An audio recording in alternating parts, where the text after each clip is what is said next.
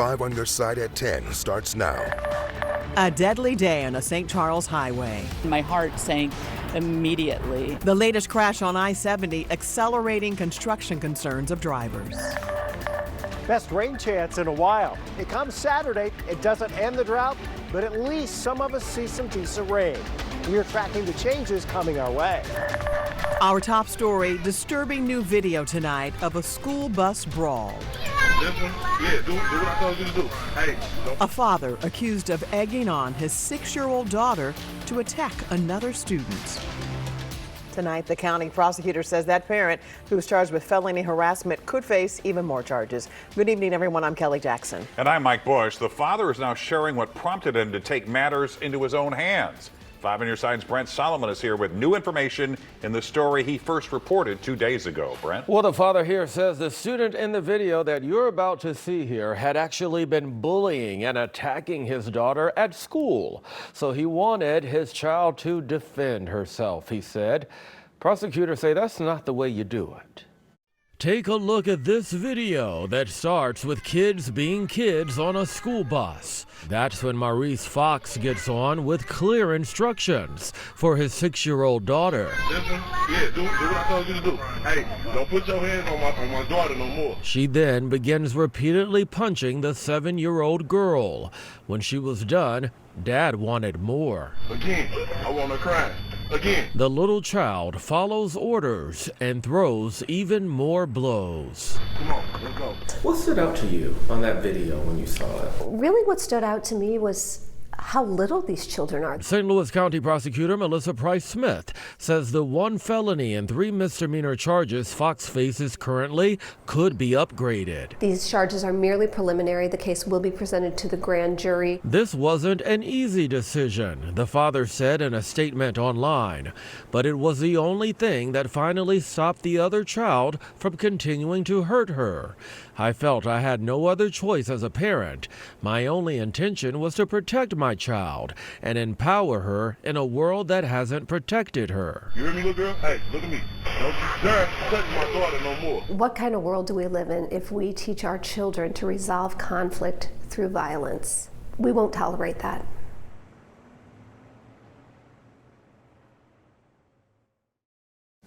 Now, the Ferguson police chief said they've made several attempts to reach Fox, but he has avoided detectives. A warrant is out for that father's arrest. He's also facing misdemeanor charges of assault and trespassing. Developing tonight, 3 people are hurt after a 2-car crash that shut down a busy road in Florissant.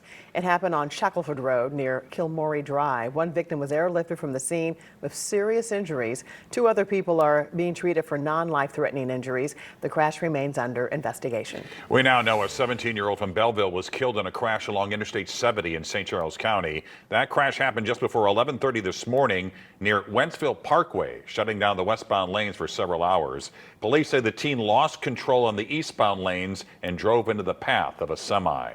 This is now the 7th deadly crash along I-70 in the St. Louis region this year. There have been nearly 60 crashes on the stretch near Wentzville alone. 5 on Your Side's Andy Kroll was in Wentzville tonight, where local leaders are calling for change as major road and safety improvements are underway. Monday's crash shut down the interstate for hours. It was horrific. Shelby Latham travels this stretch daily on her way to work and to pick her kids up from school. It was hard not to choke up just seeing what had happened. The crash bringing to light construction concerns. Wentzville Representative Tricia Burns says this was one of the worst wrecks she's ever seen. Since the beginning of the year, there have been more than 4 dozen crashes on this stretch of road, according to the Missouri State Highway Patrol. We know what it feels like trying to merge into this traffic going into that S-curve. And as construction starts, and even before, if we can slow down, we will slow traffic, and we will slow other people that don't know what they're facing when they start to hit Wentzville Parkway. It's unclear if this crash was caused by the construction, but she has reached out to MSHP to talk about increasing patrols along this stretch of highway to hopefully prevent more deaths. I'm hoping we can get something started right away. I want brainstorming because we need to think out of the box. Because just putting, yes, do I want more law enforcement and lights? Yes, but I don't want them unsafe either. MSHP saying construction on I-70 will be happening in some way, shape, or form over the next 3 to 5 years. I'm really nervous about how long it's going to take. I'm lucky I can deal with the traffic. My job's flexible and stuff, but I know that that's been hard, just the 40-70 interchange, all of that. So it's not going to be fun for a while, but hopefully it'll be worth it. Annie Kroll, 5 on your side. State Representative Burns is hoping that meetings with MoDOT, Highway Patrol, and other city leaders happens over the next few weeks. We are learning more about the 16-year-old girl killed in a crash while fleeing police in Farmington. The Bonterre girl was a student at North County High School in St. Francis County. Extra counselors were on hand today for students and staff. The Missouri State Highway Patrol says Park Hills police started chasing the teen Saturday morning. She swerved to avoid spike strips along Highway 67 and crashed. Authorities have not said why officers tried to stop her. Just hours from now, embattled St. Louis Sheriff Alfred Montgomery will learn if he will be sent to jail. A detention hearing will be held tomorrow morning. Montgomery has been on house arrest since he was federally indicted last week on witness retaliation and tampering charges. A judge ruled Friday he could stay on the job for now. Just because he's out of the office and in that situation, he's no more disabled from doing his job than if he went away on vacation. We will be in the courtroom tomorrow morning. You can look for updates on KSDK.com and on 5 on your side at noon, both on air and streaming on the 5+ app. Tonight, hundreds of St. Louis residents packed a town hall meeting to share their concerns about a proposed data center looking to develop in Midtown. 5 on your side's Laura Barczewski was there as the developer and stakeholders were in the hot seat. Kelly, this whole meeting was very heated, and the majority of the people who spoke from the public don't want to see a data center here at all. But we did learn a lot of details about this project that we hadn't heard until tonight. What do we do? Hundreds of people showed up to a town hall held at the Sheet Metal Workers Union to speak out and learn more about a proposed data center in St. Louis. Overall, residents are worried about the economy, water, and electricity. We know, Ameren, we know the grid cannot take this, and we know it will not be an investment in people. Fresh water is a finite resource. Your system may be more efficient, but will still siphon off millions of gallons of water. The environment being an afterthought, money being a fourth of the people, all for God, for a few men to have jobs. Developers want to build an 85,000 square foot, $600 million brick building to house a data center at 500 Prospect Avenue, which is the parking lot next to the Armory. In their presentation, they claim they'll pay for all of the electrical work that's needed, including infrastructure upgrades, and they committed to a closed-loop cooling system, which uses less water because the water is constantly recycled. Ameren says the company has to pay up front before they receive service. To ensure that existing residential customers don't bear these costs, we are confident that with the rate plan and with the upfront payments that we're meeting the provisions in Senate Bill 4 so that these customers pay their fair share. When it comes to job creation, construction of the data center will bring about 600 jobs. There will only be about 30 full-time jobs when it's complete. Now let's break down the tax revenue. Developers say the local economy will benefit from about $213 million over a 10-year period. If the developers choose to take part in Missouri's incentive program when it comes to energy taxes, that would bring down local benefit to $193 million. Midtown redevelopment also addressed tax abatement concerns. We will not support tax abatement for 500 Prospect Avenue. We'll see what ends up at the Armory project. Hopefully something in the future happens with that as part of it. City officials were there and paying close attention to this project, and the people speaking for the developers said they're going to answer a lot more of the questions that were asked tonight in writing, and they're going to send those out to everybody, and they hope that all of this input will shape the final project. Reporting live downtown, Laura Barczewski, 5 on your side. Tonight, a celebration was held for a new resource hub for people affected by radiation exposure from making the atomic bomb when it was made in the St. Louis area. The new clinic in Florissant to help those applying for the Radiation Exposure Compensation Act, also known as RECA. The organizer says it's the first of its kind in Missouri. We just want the community to know that they're not alone. We're allowing them a space for healing through this whole entire process. The Florissant Hub is still a work in progress. It's at 620 North Lafayette. It's open Monday through Friday and some Saturdays. The ongoing Boeing strike in the St. Louis area is grounding deliveries of fighter jets. The Air Force Chief of Staff says the military has only received half the F-14EX jets set to be delivered this year. St. Louis workers have been on strike since early August, rejecting multiple contract offers. We reached out to Boeing. A company spokesperson says they have nothing to share right now. The union released a new statement tonight saying, quote, "These are the workers who make Boeing successful, and they take great pride in building the warfighters that defend the country. They're ready to get back to work, but only when Boeing comes to the table with a fair contract that respects what they bring to the mission every day," end quote. A long overdue honor and thank you today in Collinsville. Yeah, 98-year-old Betty Wrigley was awarded the Congressional Gold Medal, the highest civilian award in the United States. She's recognized for her service as a real-life Rosie the Riveter during World War II. Betty grew up in Soulard and headed to the shipyards of Puget Sound to help in the war movement. She was only 15 and lied about her age. Well, I wanted to get a job. I didn't want to go out there and not do anything. My job was to catch that hot rivet, red hot, that long, that big around. But do you know what? I got fired on VJ Day. After the war, Betty returned to St. Louis, got married, and moved to Collinsville. Finally free. We've been waiting for this moment for a long time. Tonight, the prospect for peace in the Middle East garnering hope here at home. She's breaking barriers in St. Louis politics. My goal from the beginning of the campaign was to be the first and not the last. Tonight, the first Latina elected to city office reflects on her journey and the path she's paving for others. Quite a bit of speculation on social media about thunderstorm chances Saturday here in the middle part of the country. In about 6 minutes, we break down the scenario expected to play out this weekend. It'll bring beneficial rain to parts of the bi-state.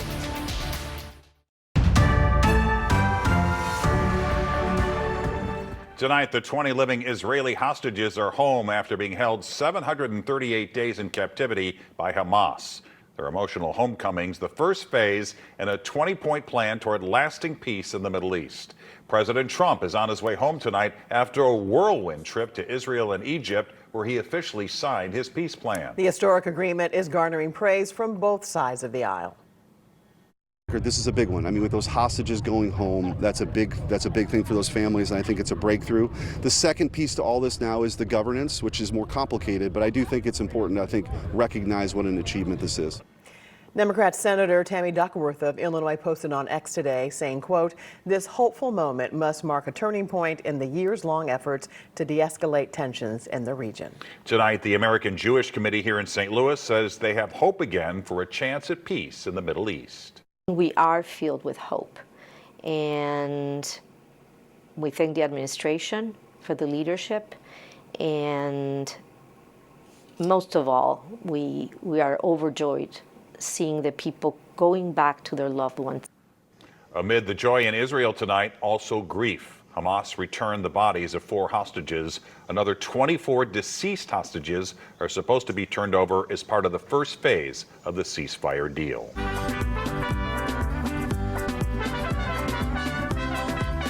Well, Hispanic Heritage Month wraps up soon, and tonight, our Justina Cornell sits down with the first Latina to hold elective office in the city of St. Louis. While she is the first, she doesn't want to be the last.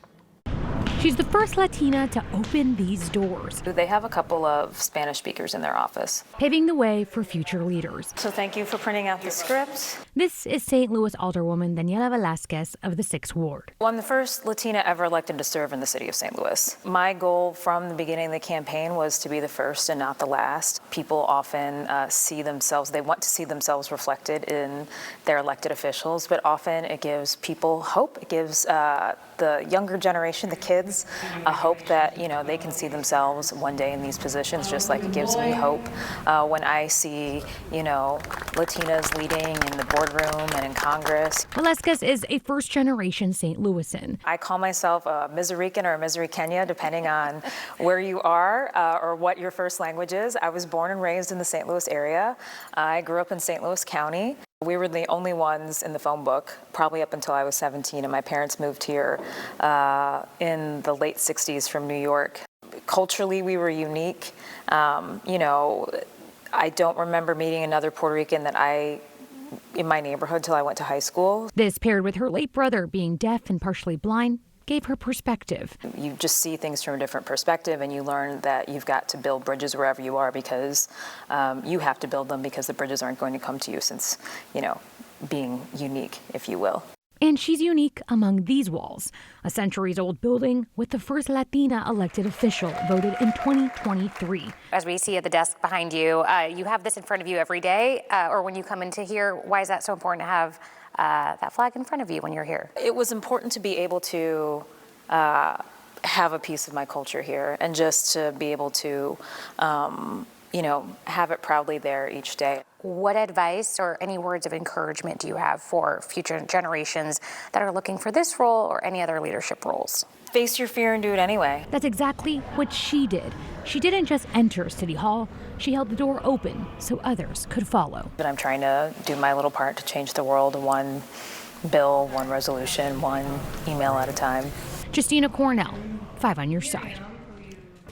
You can watch our full special on Hispanic Heritage Month in the St. Louis area anytime on our 5+ streaming app. Download and watch for free on your Roku, Fire, Apple, Samsung, or LG TV.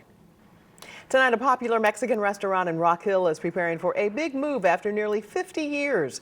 A for sale sign has gone up outside Hacienda on Manchester. The owners say they're searching for a new property.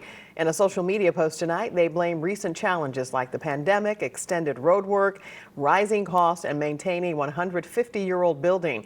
They want to, quote, reassure everyone the restaurant remains open for the foreseeable future. All right, Chief Meteorologist Scott Connell joins us now with the weather impact forecast. And we've had just such beautiful weather, but we do need rain, Scott. And you know, when's it coming? Yeah, Saturday is our time for some rain around the bi-state area. And there's been a lot of talk on social media. Storm Prediction Center did highlight a pretty large area for the potential of some stronger storms on Saturday. But to be honest, we're not seeing those ingredients coming together close to St. Louis, maybe for southern Missouri, down into Arkansas, down towards the Boot Heel. But for our area, it looks like it would be more beneficial rain than anything else. Now, we like to track the impacts as we go through the next 7 days, and the weather impacts are minimal here, very low. It's warm, dry through Friday. Then we have our options for showers and thunderstorms on Saturday. Think there's more than one wave of it. You'll have to navigate around that, but severe weather doesn't appear likely at this point. Sunday and Monday, we're back to being quiet. Rain chances really ramp up here as we go from Friday night late into Saturday, and especially the midday hours Saturday into Saturday afternoon. That's when the biggest push will be across the bi-state region. So that's where the darker green shadings are. And here's what's responsible for it. It's a cold front back to the north and west of us that will be moving south and east. Now, this does have some energy at the upper levels. Because we're in a drought, how much moisture gets back into this system? That's always a question when you have a drought situation ongoing. But we do think there is at least a decent amount of moisture feeding into this system. And with that energy that swings in later Saturday afternoon into Saturday evening, more likely than not, there will be some downpours in a few places. And more likely than not, the strongest thunderstorms will be south and southeast of St. Louis, closer to the Boot Heel and down towards Memphis. This is the Weather Prediction Center's forecasted rainfall over the next 7 days. Where you see this yellow shading indicates the potential for locally more than an inch of rain. Metro area, we'd say a half an inch to an inch seems probable, but we're also in a drought. And so we are always hesitant to forecast too much rainfall based on trends that we've seen recently. 72 still in St. Louis. That's above our average high of 71. We were up to 81 this afternoon. Tonight, taking temperatures back down into the 50s to around 60. You'll see the clouds a little thicker north and west of St. Louis. Elsewhere, it's pretty quiet. Your forecast for tomorrow, we start around 60, then back into the 70s pretty quickly tomorrow by lunchtime, and then low 80s tomorrow afternoon for the high. Next 5 days, again, you get warmer on Friday, and then we start a bit of a cool down as we get the showers in here and some thunder on Saturday. By Sunday, it's only around 70, but Mike and Kelly, that is still above average for this time of year. And there will be a bit more of a breeze this weekend. So I know the fall colors are not peaking at the moment, but there'll be a breeze and the rain. Friday, you've got gusty winds. Saturday, some gusty winds. Sunday, gusty winds. We're talking 20, 25 miles per hour. Yeah. But those leaves will flutter about. Yeah. All right. Thanks, Scott. Here's Frank. Well, the Blues put on a show in Vancouver. Luther Burden had a moment for the Bears, and a former Cardinal manager is calling it quits. We'll be right back.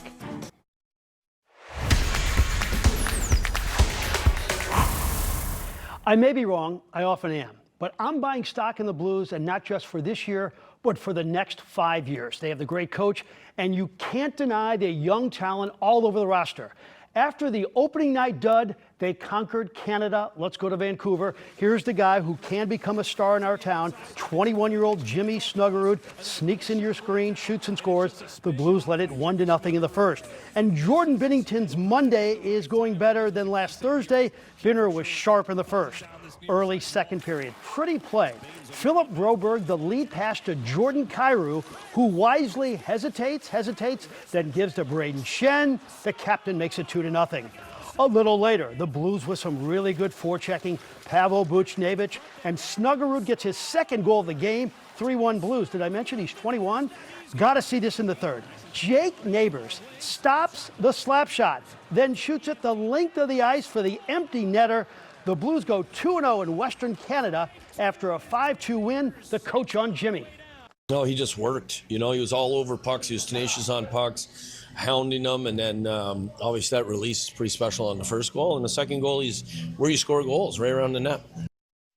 Former Cardinal manager Mike Schilt is stepping down as the manager of the Padres. The 57-year-old told me in a text that it had just taken a toll on him. He leaves San Diego with the highest winning percentage in Padre history. And oh, by the way, he had a higher winning percentage here than Red, Whitey, and Tony. The story of Game 1 of the NLCS was this man, Blake Snell. The Dodger lefty toyed with the Brewers for 8 shutout innings. That nasty curveball was his 10th strikeout of the game. 9th inning, 2-1 Dodgers. The Brewers loaded the bases, but Blake Trinan will strike out Bryce Terang. Dodgers take Game 1, the final, 2-1. The Seattle Mariners are the only team to have never made the World Series. Today, Game 2 of the ALCS with the Blue Jays, and Jorge Polanco provided the pop, a 3-run blast in the 5th inning, and it's 6-3 Mariners. Josh Naylor added some insurance in the 7th. The Mariners are now just 2 wins away from going to the Fall Classic. They roll 10-3. The Bears and Commanders, third quarter action. The pride of Mizzou, Luther Burden. Why don't they just throw him the ball more? This is what happens. A 37-yard catch and run. Jane Daniels hit Zach Ertz with a touchdown in the fourth quarter right here, and this made it a 24-22 game. But the Bears, with time running out, give Jake Moody an opportunity for a 38-yarder. It's true. Bears win a thriller, 25-24. Detroit Lions safety Brian Branch has been suspended by the NFL for 1 game without pay, and I think we know the reason why. He struck Juju Smith-Schuster of the Chiefs and set off a fight. Branch did apologize, but said the Chiefs were illegally blocking him all night. P.S. Don't ever snub Patrick Mahomes when he's offering a high five after the game. Some of the reports out last week about my looking for a buyout and trying to leave here and all that, it's categorically false. Bill Belichick made his first public comments since reports of turmoil and discontent in his University of North Carolina program went public. The 6-time Super Bowl champion came to Chapel Hill amid great fanfare, but what has resulted has been anything worth the hoopla. He says despite a 2-3 record, he's building a winning program. The biggest thing for our players is to continue doing what they're doing. They see the results, they see the improvement. They're buying in as they should because they've got a lot to show for it. We don't have to show for it on the scoreboard on the field yet, but again, that'll come. I'm buying stock in the Blues. I am not buying stock in Bill Belichick in North Carolina. No way. I don't know how long it's going to take him to build a program, but he's got a long way to go. Yeah. All right, thanks, Frank. Halloween sweets disappearing like ghosts, and the candy crook could be staring at you in the mirror. And here's a look at some of the programs streaming in late night on 5+. You can watch for free on your Roku, Apple, Fire, Samsung, or LG TV.